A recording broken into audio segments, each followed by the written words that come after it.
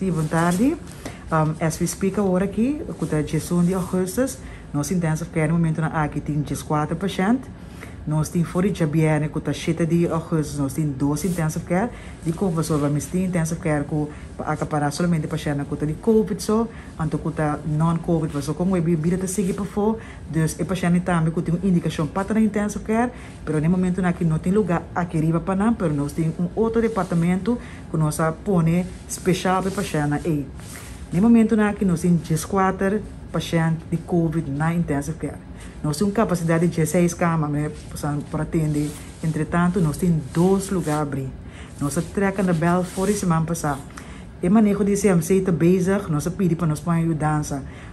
Voor die primeira wave que estava em março, abril, nós estamos em hoop ajudança de americano na die na como Europa para ajudar nós via de VWS, pero lamentavelmente não tem mais.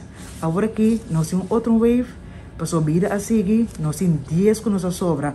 Com o fim de agosto, aqui na laatste luna que nós temos, nós temos inversão de nosso personal que está malo, que está AO, nós temos personal que não pode trazer com Covid, nós temos personal que tem vacância, and so on.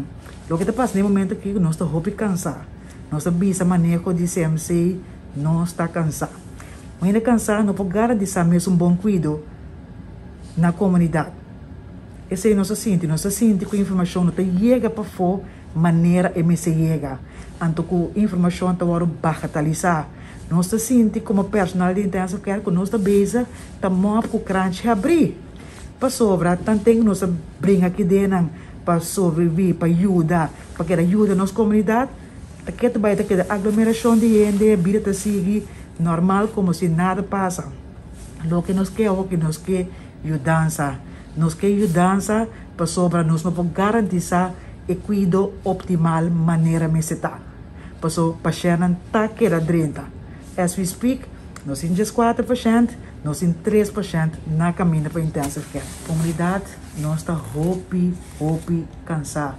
Fisicamente, mentalmente, nós está cansado. Nós queremos seguir um bom cuidado. Essa é a nossa meta principal. Nós queremos garantir no momento que abo na casa, a família está dormindo, que nós temos intensive care, e também cuida com o mistério. Mas no momento aqui, nós não podemos garantir essa maneira de estar. Normalmente, eu tenho com enfermeiro de intensive care, tenho 1 ou 2 pacientes, agora que nós temos 3, 4 pacientes. Algo absurdo, algo que normalmente não está suposto que passa, mas a tropa não se queda vai extra minha para o bolso da comunidade. Mas também, a aglomeração está seguindo, a vida está seguindo normal. Nós queremos dança, nós conseguimos aqui para nossa stretch, nós não temos caminho mais para stretch.